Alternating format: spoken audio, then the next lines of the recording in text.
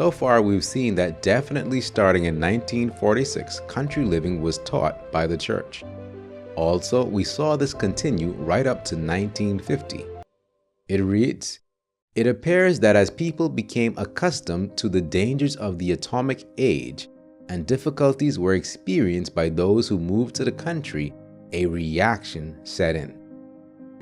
Continuing the article, it says, at a meeting at Grand Ledge, Michigan, September 3rd through 5th, 1951, the entire structure of the self-supporting work and rural living program was brought under careful scrutiny. Among other things, it was decided at this meeting that the Association of Seventh-day Adventist Self-Supporting Institutions foster the work hitherto carried on by the General Conference Commission of Self-Supporting Missionary Enterprises, which included the rural living objectives.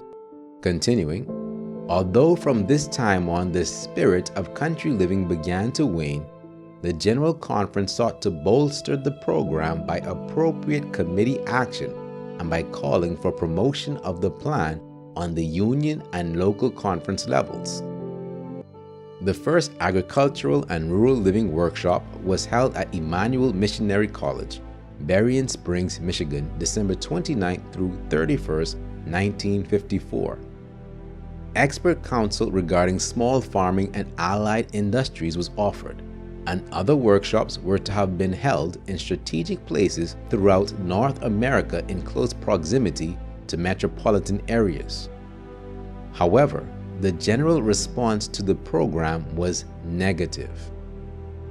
In 1957, an unpublished survey of the North American Division regarding the status of rural living revealed a definite lack of interest in the field, with certain exceptions.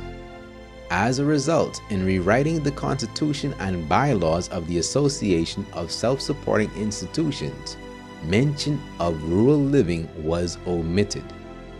Since this time, all inquiries regarding rural living have been referred to local and union conferences.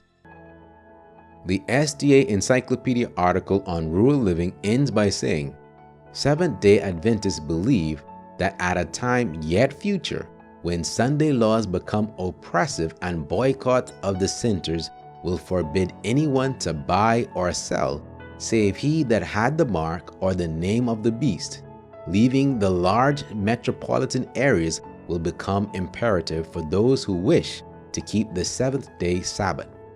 In this connection, Ellen White says, "It is no time now for God's people to be fixing their affections on laying up their treasure in the world. The time is not far distant when, like the early disciples, we shall be forced to seek a refuge in desolate and solitary places." As the siege of Jerusalem by the Roman armies was the signal for flight to the Judean Christians, so the assumption of power on the part of our nation, the U.S., in the decree enforcing the papal Sabbath will be a warning to us. It will then be time to leave the large cities, preparatory to leaving the smaller ones for retired homes in secluded places among the mountains.